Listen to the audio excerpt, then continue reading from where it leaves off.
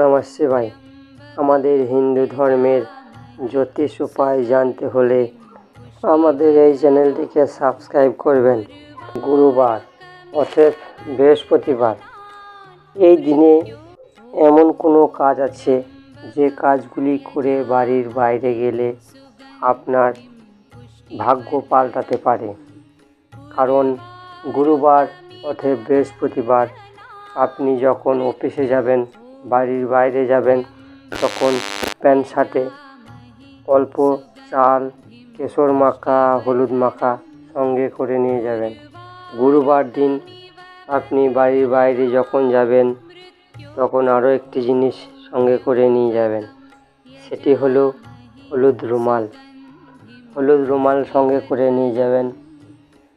বাড়ির বাইরে যখন অফিসে কোনো কাজে যাবেন তখন প্যান্ট শার্ট পরবেন যেন হলুদ প্যান্ট শার্ট পরবেন। হলুদ হচ্ছে গুরু বৃহস্পতির প্রতীক। নমঃ শিবায়। রাম রাম।